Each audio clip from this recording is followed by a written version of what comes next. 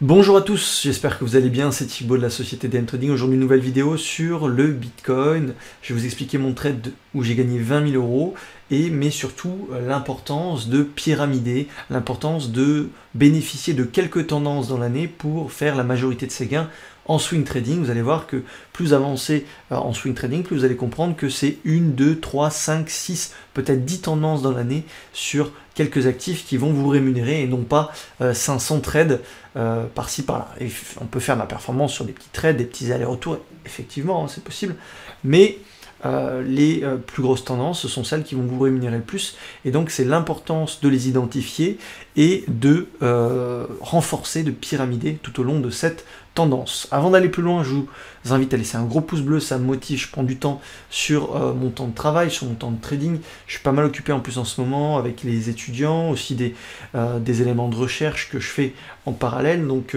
un gros pouce bleu, ça me motive, 70 likes, ça serait cool, un petit commentaire si vous avez des questions, si vous avez quelque chose à dire, des accords, pas d'accord, j'en sais rien, peu importe.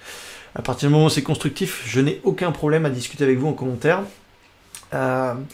Abonnez-vous, vous êtes nombreux à ne pas être abonnés à notre chaîne, donc pour ne rien manquer aux futures vidéos, abonnez-vous, ça fait toujours plaisir, et puis c'est surtout pour ne rien manquer. Et puis en description, vous avez des formations qui sont gratuites, c'est pas juste une formation avec une ou deux vidéos basiques, c'est vraiment des formations qui sont complètes, extrêmement poussées, donc allez-y, c'est gratuit, et ça prend quelques minutes à télécharger, et puis après vous avez une formation que vous pouvez visualiser quand vous le souhaitez.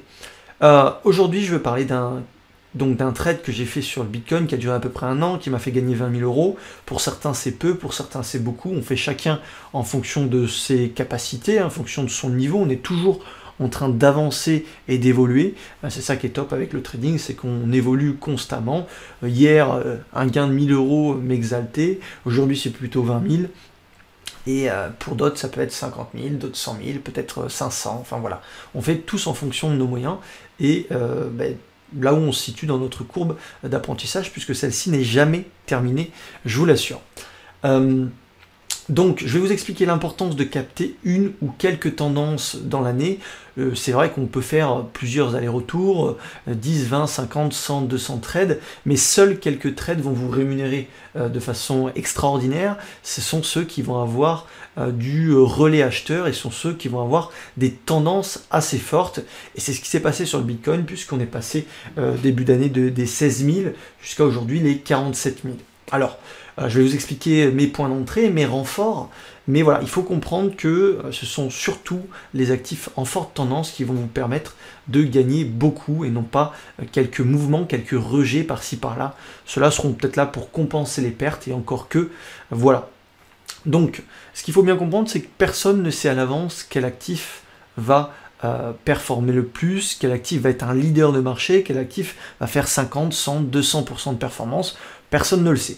La seule façon de le savoir, c'est vraiment comme si vous alliez à la pêche, il faut jeter l'hameçon, l'appât dans la rivière ou dans le lac, peu importe, et il faut attendre de voir ce qui mord. Et vous allez avoir plusieurs actifs, plusieurs setups de prise de position sur différents actifs, il faut tous les tester. Alors on ne pourra pas tout prendre évidemment, il y aura évidemment des trades qu'on va passer à côté parce qu'il y a beaucoup de choix, mais il faut quand même lancer un certain nombre de fois notre appât dans le lac, dans la mare, pour essayer de voir ce qui mord. Et vous allez voir que vous allez faire 1, 2, 3, 5, 10, 15, 20 entrées sur des actifs, et la plupart de ces entrées-là vont avorter au bout de quelques heures, quelques jours, assez rapidement.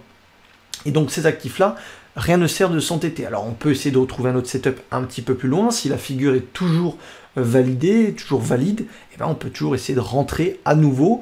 Ça ne veut pas dire, c'est pas parce qu'il y a un setup qui ne fonctionne pas que d'autres ne fonctionneront pas. Mais souvent, les actifs qui proposent le plus de performance, ce sont ceux qui, dès l'entrée en position, vont proposer de la performance et vont jamais revenir sur votre point d'entrée. Donc ça, c'est une chose. Vous allez lancer 10 lignes à l'eau et peut-être seulement 5 vont fonctionner directement. Et c'est sur ces 5-là qu'il faut vraiment se focaliser. Donc on remonte les 15 autres lignes, on les coupe et on va insister sur ces 5 lignes qui ont fonctionné. On va pyramider, on va essayer de rentrer sur de nouveaux setups pour gonfler la position. Je vous le rappelle, c'est pas en diversifiant le risque et les positions que vous allez faire des gros retours sur investissement.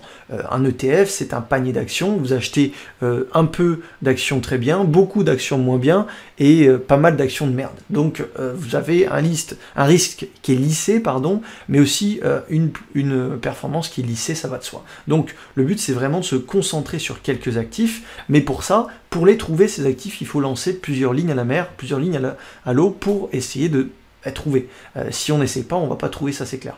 Donc, j'ai lancé plusieurs lignes sur les cryptos, il y a de ça début de janvier dernier, sur le BNB, donc le BNB, sur l'Ether et sur le BTC. Le BNB, ça a direct avorté, l'Ether, ça a un peu fonctionné, et le BTC, ça a fonctionné extrêmement fort d'entrée de jeu, et donc je me suis dit c'est sur cet actif là qu'il faut vraiment insister et pyramider. Donc on était ici au mois de janvier et on a une contraction de la volatilité. Alors je ne sais pas si vous avez encore la notion de contraction de volatilité, on peut la matérialiser de différentes façons, ça peut être les bandes de Bollinger, ça peut être je vais vous mettre les bandes de Bollinger, tac.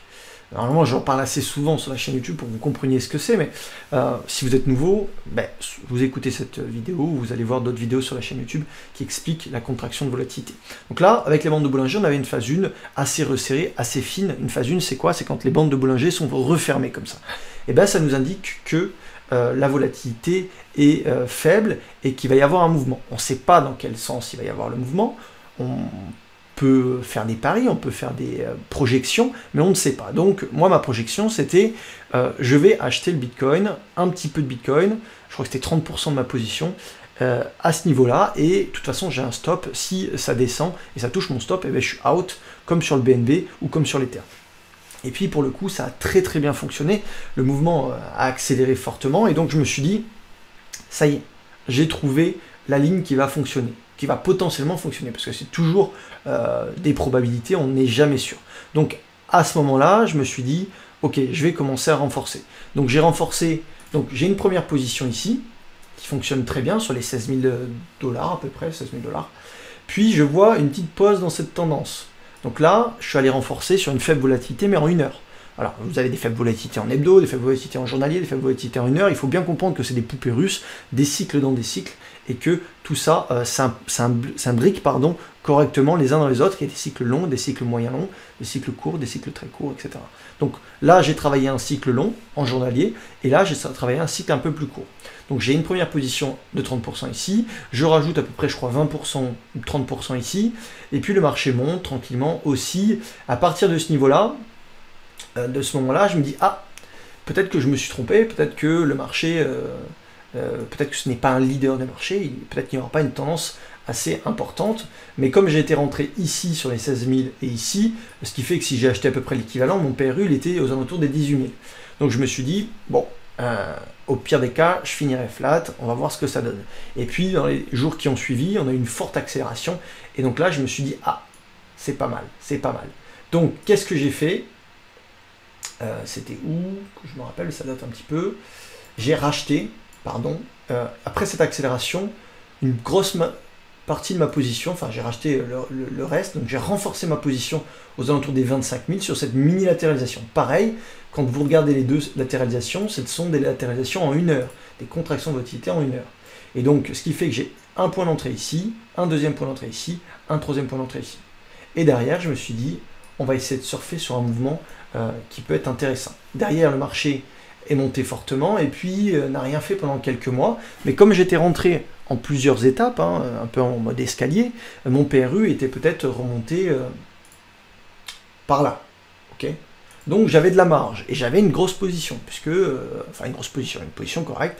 Et comme j'étais rentré à 3 reprises, mon PRU était assez bas. Donc je me suis dit, au pire des cas, tu gagnes rien. Oui, tu t'assois peut-être sur 5 ou 10 000 € de perf, mais tu gagnes rien. Si tu as une conviction long terme, si tu penses que c'est un leader de marché, tu vas le tenir et au pire des cas, tu finiras flat, tu finiras neutre et tu te seras assis sur une plus-value de 5 ou 10 000 €. C'est comme ça, il faut aussi des fois accepter de ne pas encaisser des gains latents pour gagner plus. Des fois ça va fonctionner, des fois ça va pas fonctionner, c'est le but, c'est comme ça. Et puis vient après la rumeur des ETF, etc. Et et le marché s'envole. Ok, le marché s'envole, et ce qui fait que aux alentours des 42 000, alors je vous avoue que je suis pas sorti au plus haut du marché, je suis plus dedans.